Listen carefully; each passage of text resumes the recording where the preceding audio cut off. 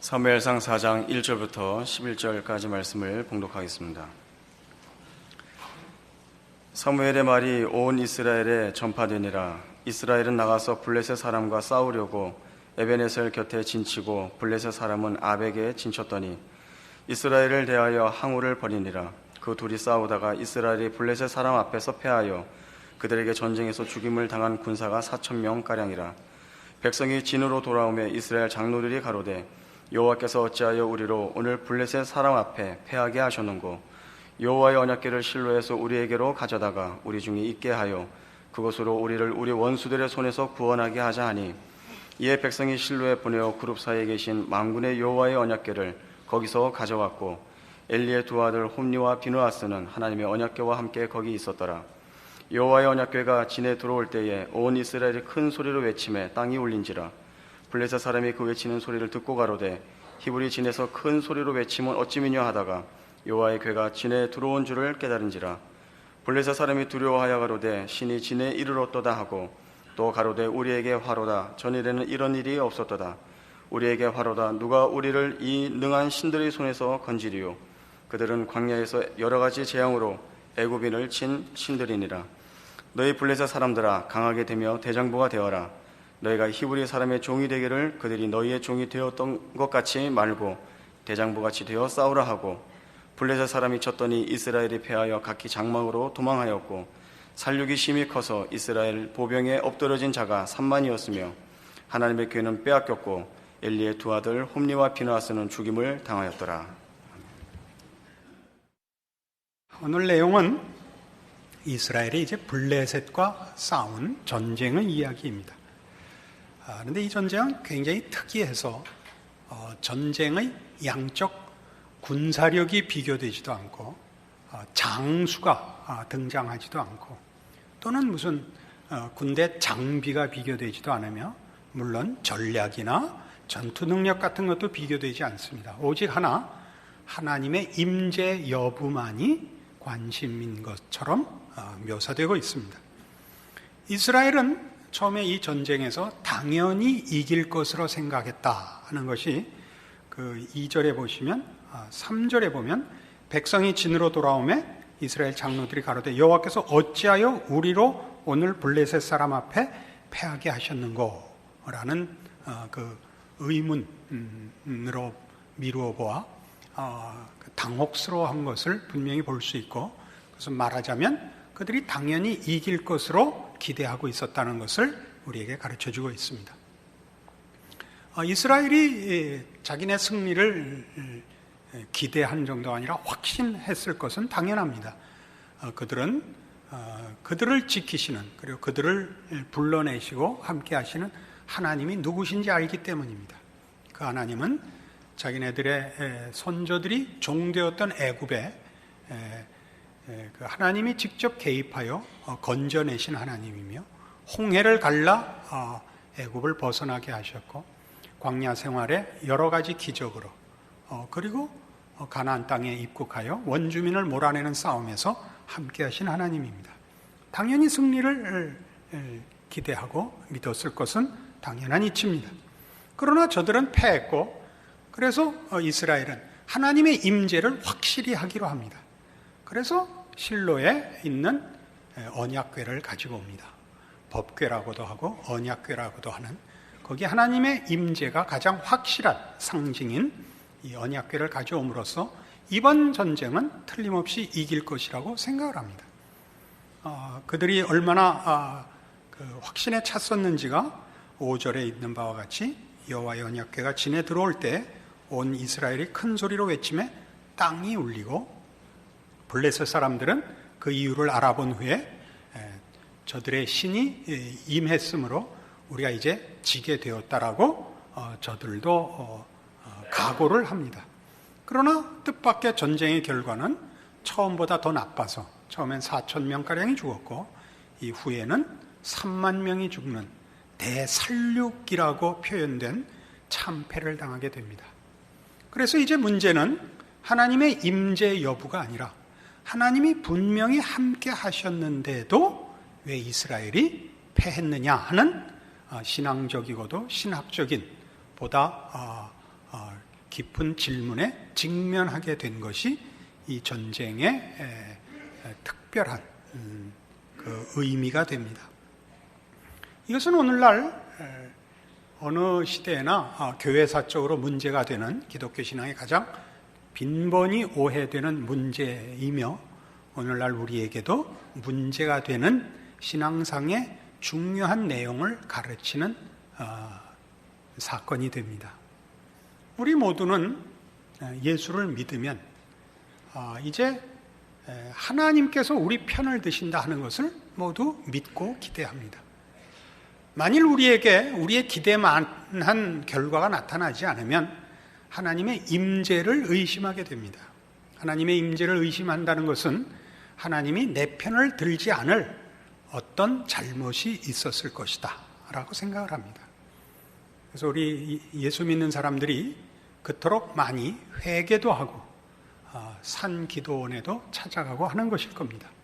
그렇게 하여 어떻게 해서든지 다시 하나님의 임재를 확보하려 합니다. 여러분 모두가 아마 이런 일들을 인생에서 여러 차례 경험하셨고 시도해 보셨을 것입니다. 그러나 이 사무엘상 4장에 드러난 전투와 마찬가지로 우리가 최선을 다하여 하나님의 임재를 확보한 후에도 확보했을 것이라고 기대하는 어떤 헌신과 회개 후에도 하나님이 우리 편을 드는 일은 드물다라는 것을 경험하게 됩니다. 여기에 신자들의 현실적인 사실 고민이 있습니다. 하나님을 붙잡아 두는 방법에 무슨 하자가 있는가? 어떻게 해야만 하나님은 온전히 나의 보호자가 되실 것인가 하는 문제에 대하여 답을 찾을 수 없기 때문에 우리는 진정한 신자로 사는 것을 체념하고 그저 아닌 것은 아닌 신자로 죽어서 천국 가는 거야 하나님이 취소하시지 않겠지 정도에서 현실을 살아갈 수 있습니다. 이 문제를 오늘 풀어봐야 할 것입니다. 예레미야 7장에 가시면 구약성경 1061페이지로 기억을 합니다. 1061페이지 예레미야 7장 1절입니다. 여호와께로서 예레미야에게 말씀이 임하니라. 가라사대 너는 여호와의 진문에 서서 이 말을 선포하여 이르기를 여호와께 경배하러 이 문으로 들어가는 유다인아 다 여호와의 말씀을 들으라. 만군의 여호와 이스라엘의 하나님이 이같이 말씀하시되 너희 길과 행위를 바르게 하라. 그리하면 내가 너희로 이곳에 거하게 하리라. 너희는 이것이 여호와의 전이라 여호와의 전이라 여호와의 전이라 하는 거짓말을 믿지 말라. 너희가 만일 길과 행위를 참으로 바르게 하여 이웃들 사이에 공의를 행하며 이방인과 고아와 과부를 압제하지 말며 무죄한 자의 피를 이곳에서 흘리지 아니하며 다른 신들을 쫓아 스스로 해하지 아니하면 내가 너희를 이곳에 거하게 하리니 곧 너희 조상에게 영원 무궁히 준 이 땅이니라. 이스라엘 백성은 지금 범죄하였고 하나님께 외면을 당하게 됐습니다. 이제 이스라엘은 북왕조 이스라엘은 이미 이 시점에서 이미 아수르에 의해서 멸망하였고 남쪽 유다는 이제 곧 바벨론의 포로가 될 것입니다. 그러기 직전에 준 말씀입니다. 너희는 이것이 여호와의 전이라 여호와의 전이라 여호와의 전이라 하는 거짓말을 믿지 말라. 너희는 너희 행위를 고쳐라. 그렇지 않으면 너희는 이 땅에 더 이상 살지 못하게 되는 비극을 맞을 것이라는 경고입니다. 이것이 여호와의 전이라는 거짓말은 뭐냐 하면 이스라엘 백성이 하나님을 섬긴다는 것을 이스라엘 백성들은 솔로몬 때 지은 이 성전으로 확보하고 있다고 생각하는 사실, 이것이 거짓말입니다. 저들이 솔로몬 왕 때 그 성전을 지을 때 낸 진심은 대단한 것이었습니다. 모두가 아끼던 금은 폐물을 내어놨고 우리 현대식으로 얘기하면 집을 팔아서 성전을 지었습니다. 진심을 꺼내놓고 그 진심을 실천하였습니다만 하나님은 그것이 신앙의 가장 중요한 것은 아니다. 신앙은 그것이 전부가 아니다. 이렇게 지금 꾸짖고 계시는 것입니다. 이게 무슨 얘기냐면 이제 조금 더 찾아보죠. 8절 너희가 무익한 거짓말을 의뢰하는도다. 너희가 도적질하며 살인하며 간음하며 거짓 맹세하며 바알에게 분향하며 너희 알지 못하는 다른 신들을 쫓으면서 내 이름으로 일컬음을 받는 이 집에 들어와서 내 앞에 서서 말하기를 우리가 구원을 얻었나이다 하느냐? 이는 이 모든 가증한 일을 행하려 함이로다. 내 이름으로 일컬음을 받는 이 집이 너희 눈에는 도적의 구렬로 보이느냐? 보라, 나 곧 내가 그것을 보았노라. 여호와의 말이니라. 이게 무슨 뜻이냐면요, 이스라엘 백성은 하나님과의 관계에서 저들이 가지는 신앙적 책임은 이 성전을 지음으로써 다 했다고 생각하는 것입니다. 이제 우리가 하나님께 할 일은 다 했으니 하나님은 늘 내 편이고 하나님은 늘 내 소원을 이루어 주실 것이다 라고 생각을 하고 있다는 겁니다. 이 확복, 이 확신이 뭐가 잘못됐느냐 하면 하나님의 말씀을 듣기 위하여 성전을 짓고 하나님의 뜻을 따르기 위하여 진심을 내는 것이 아니라 진심과 책임을 다했으니 이제 하나님은 내 마음대로 움직일 수 있다고 생각한다는 거죠. 그러니까 뭘 해요? 도적의 구렬로 만들었다고. 우상을 섬기고 내가 하고 싶은 일을 뭘 근거로 하느냐 하면 이 성전을 지어 하나님께 바쳤으므로 란 말이죠.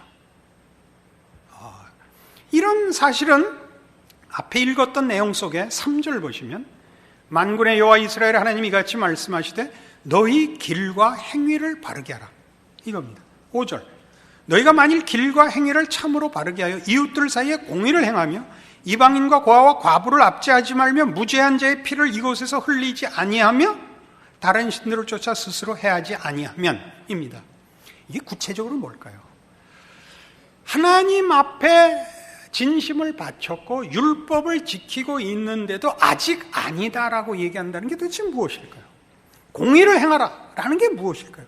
공의, 율법 같은 것들은 말하자면 성전을 지은 것에 다 포함되어 있는 것이 아닐까요? 이것이 이스라엘 백성의 반문일 것입니다.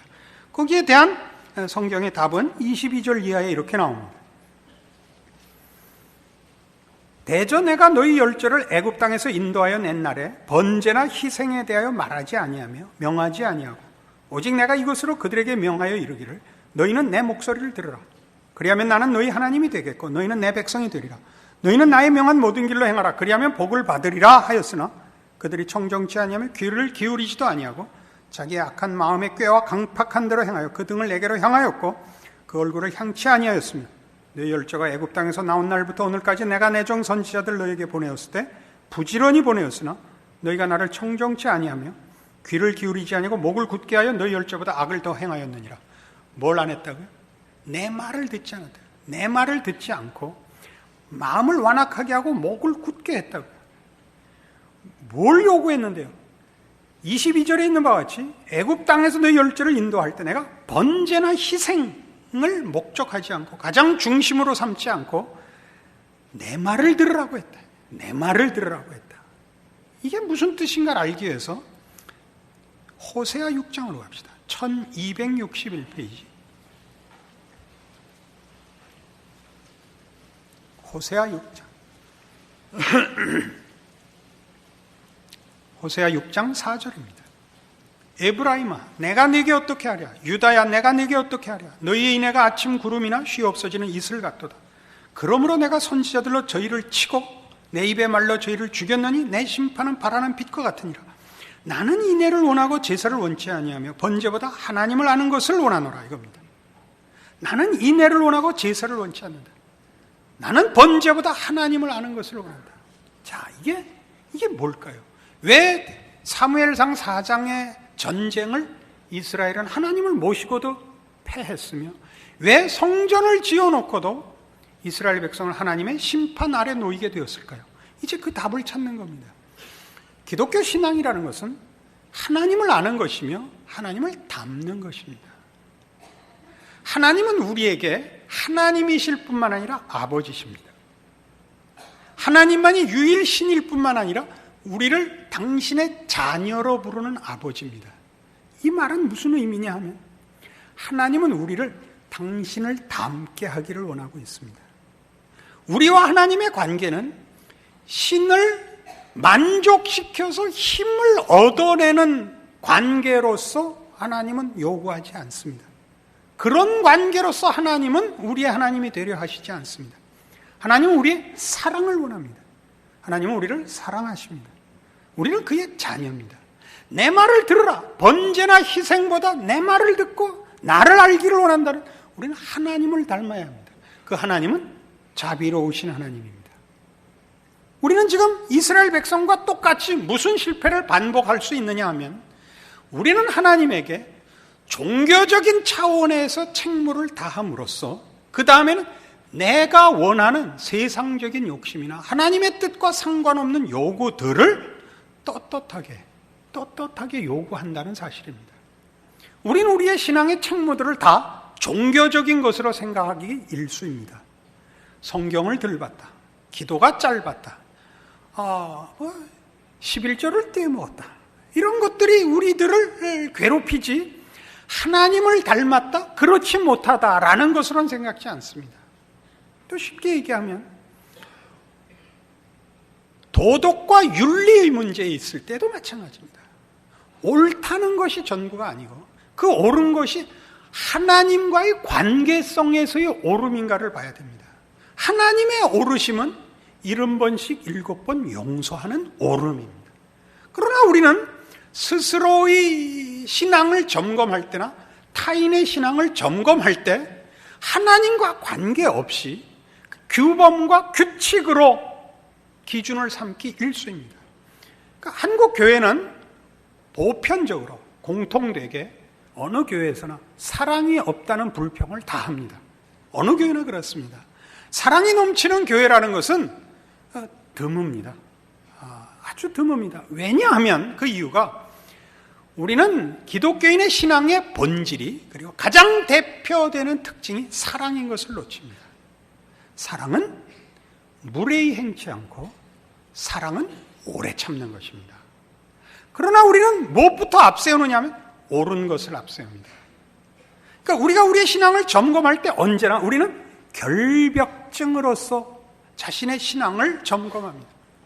회개도 하나님 아버지, 내가 무슨 죄를 졌고 마땅히 해야 할 신앙적인 실천들을 하지 못했습니다라는 점검을 하지만, 신자다우냐 그렇지 않으냐를 이웃 앞에서, 믿음의 식구들 앞에서 하는 일에는 거의 낙제 점수입니다. 그러니까 여러분들이 한 교회에서 신앙생활을 하시면 맨 처음 해야 되는 게 뭐냐면 표정 관리를 잘 하셔야 됩니다. 한 교회에서 신앙생활하면서 인상을 쓰고 나올 이유는 없는 겁니다. 그래서 내년부터는 안내 부원들은 다 조금이라도 무술을 하는 자들로 세워서 인상 쓰고 나면 그 자리에서 때려 죽이는 그런 규칙을 하나 채택할까 합니다. 그럴 바엔 나올 이유가 없습니다. 그건 기독교 신앙이 아닙니다. 기독교 신앙의 가장 큰 핵심은 뭐냐면 이겁니다. 뭐라고요? 나는 인애를 원하고 제사를 원치 않는답니다. 예수님께서 신약 성경에 보면, 집에 가서 찾아보세요. 마태복음 9장에 세리 마태 집에 이제 초청을 받아 가십니다. 같이 식사를 하는데 바리새인들이 시비 걸 생각을 마음에 하는 겁니다. 이 사람이 정말 하나님의 선지자라면 자기랑 같이 식사하는 이가 죄인이라는 걸 알 텐데 어찌 하나님의 종으로서 죄인과 함께 식사를 하는가? 그러니까 예수님께서 뭐라 그러냐면, 건강한 자에게는 의원이 필요 없다 이겁니다. 건강한 자에게는 의원이 필요 없다. 중요한 성경의 발언인데 우리가 늘 놓치죠. 그리고 성경에 이르기를 하나님이 인애를 원하고 자비를 원한다는 말씀을 너희는 배워라 라고 반론을 제시합니다. 이게 답입니다. 그러니까 우리의 자기 신앙 점검에 있어서 끊임없이 결벽을 확인해서는 안 됩니다. 나는 한 번도 죄를 지은 적이 없다. 나는 한 번도 주의를 빠진 적이 없다. 나는 한 번도 11조를 떼먹은 적이 없다. 이런 것으로 점검하지 마시고, 여러분이 하나님을 아버지라 부르는 자로 그 자녀다운가를 볼 때에 자비로움과 인애로움을 갖고 서는가 보라 이겁니다. 여기에서 실패하면 그만인 것입니다. 요한일서 4장에서는 신약성경 391페이지 요한일서 4장에서는 이렇게 얘기합니다. 요한일서 4장 7절입니다. 사랑하는 자들아, 우리가 서로 사랑하자. 사랑은 하나님께 속한 것이니 사랑하는 자마다 하나님께로 나서 하나님을 알고 사랑하지 아니하는 자는 하나님을 알지 못하나니 이는 하나님은 사랑이심이라. 하나님의 사랑이 우리에게 이렇게 나타난 바 되었으니 하나님이 자기의 독생자를 세상에 보내심은 저로 말미암아 우리를 살리려 하심이니라. 사랑은 여기 있으니 우리가 하나님을 사랑한 것이 아니요 오직 하나님이 우리를 사랑하사 우리 죄를 위하여 화목제로 그 아들을 보내셨음이니라. 사랑하는 자들아 하나님이 이같이 우리를 사랑하셨은즉 우리도 서로 사랑하는 것이 마땅하도다. 어느 때나 하나님을 본 사람이 없을 때 만일 우리가 서로 사랑하면 하나님이 우리 안에 거하시고 그의 사랑이 우리 안에 온전히 이루느니라. 그러니까 하나님을 어떻게 보여줘야 되느냐? 사랑함으로써 보여줍니다. 여기서 말하는 사랑은 가슴에 불이 붙는 게 아닙니다. 가슴에 불이 붙는 게 아니라 고린도전서 13장에 나오는 바와 같이 악한 것을 생각지 않고 모든 것을 바라고 믿고 견디는 것입니다. 참고 기다리는 것입니다. 이게 사랑입니다. 예수님께서 친히 가르치시기를 신앙의 핵심이 뭐냐 할 때 요한복음 13장 34절에 이렇게 나옵니다. 새 계명을 너희에게 주노니 서로 사랑하라. 너희가 서로 사랑하면 이로써 모든 사람이 너희가 내 제자인 줄 알리라 이겁니다. 우리는 이 교회 내에서 말하자면 신앙생활의 대표적인 것을 봉사로 생각하기 쉽습니다. 그러니까 이런 헌신을 하고 진심을 바치면 내 할 일을 했다고 생각해서 우리는 하나님 앞에 그다음부터 고함을 지르기 시작합니다. 하나님, 내가 이런저런 일을 했습니다. 그러니 이제 하나님도 내 말을 들어줘야 할 것 아닙니까? 이 싸움이 오래 갑니다. 그러니까 이스라엘이 그러고 있는 겁니다. 우리는 법궤를 갖고 있습니다. 우리는 율법이 있습니다. 우리는 할례가 있습니다. 그러니까 하나님은 우리 편이어야 됩니다. 난 그런 관계로는 그 관계를 지속할 수 없다. 나는 너의 아버지가 되기를 원한다. 이게 오늘 이 전쟁의 실제적인 싸움의 내용입니다. 나는 너희가 내 자녀이길 바라고 나는 너희의 아버지이길 바란다. 그것이 안 된다면 지금 우리의 관계는 이런 주술적 대상으로서 내가 너희의 힘이요 이용 가치요 수단이 되는 것은 난 참을 수가 없다. 이렇게 말씀하시는 것이 이 싸움의 핵심인 내용인 것입니다. 그게 아마 우리 모든 성도들의 신앙의 현실일 것입니다. 하나님은 왜 내 인생을 이렇게 고달프게 하시는가? 왜 우리의 기도에 응답하시지 않는가? 하나님의 답은 이겁니다. 거기에 답을 줌으로써 내와 내가 이런 기계적인 관계, 오직 이해관계, 이렇게 서로가 서로를 이용하는 관계로는 난 참을 수가 없다.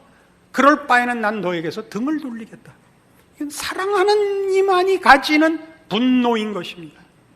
나는 너희가 사랑을 갖고 나를 찾아오고 나를 나이기 때문에 항복하는 그 관계를 원한다. 이것이 신앙의 핵심입니다. 우리 모두의 신앙의 현실이 왜 그토록 비참하냐 하면 하나님에게 하나님 외의 것으로 만족하게 해달라고 기도한다는 데 있습니다. 하나님을 기뻐하셔야 됩니다.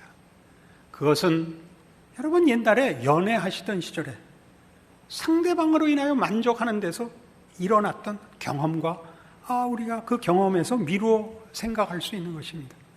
이 사람하고라면 세상이 뒤집혀져도 좋다.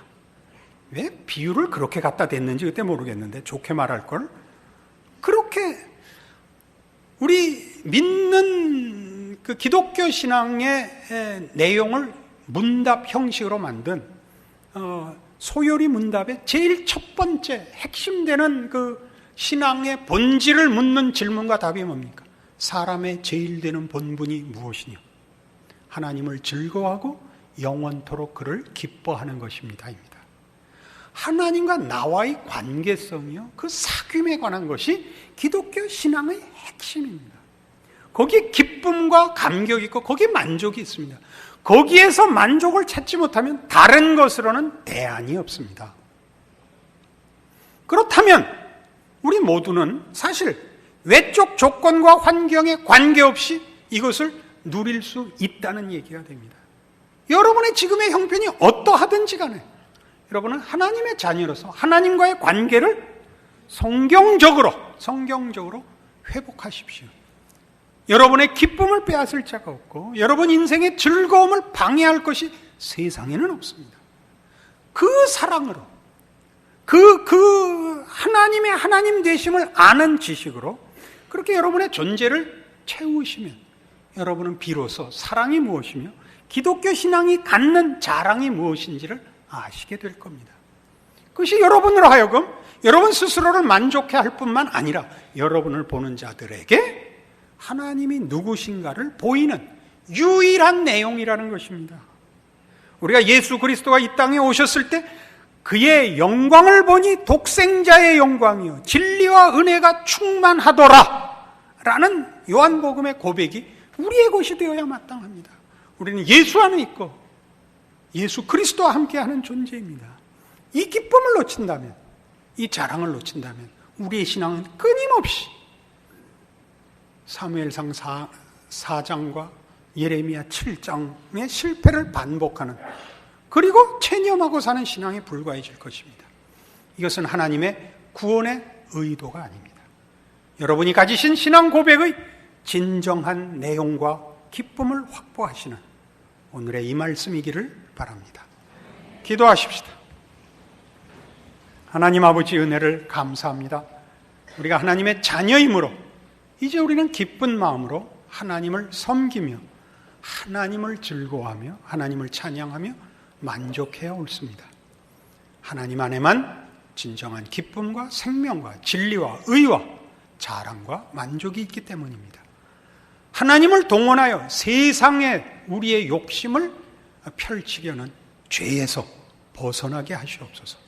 그리하여 우리가 가진 사랑이 이웃들 앞에 우리의 신앙 고백과 우리가 소유한 진리와 생명된 기독교 신앙의 본질이 무엇인지, 그리하여 하나님이 누구신지 증거하는 존재와 삶이 되게 하여 주옵소서. 그래야 모두로 우리가 입술로 증거한 고백한 신앙들이 어떻게 우리 인생과 우리 존재에 충만한 하나님의 손길인지 찾아오심인지 아는 감격들로 넘쳐나게 하시옵소서. 지금은 우리 주 예수 그리스도의 은혜와 하나님 아버지의 극진하신 사랑과 성령님의 교통하심이 하늘 하나님을 아버지라 부르는 자의 복된 신자된 특권을 확인하고 감사와 충성을 약속하고 돌아가는 심령들 위해 영원토록 함께 있을지어다. 아멘.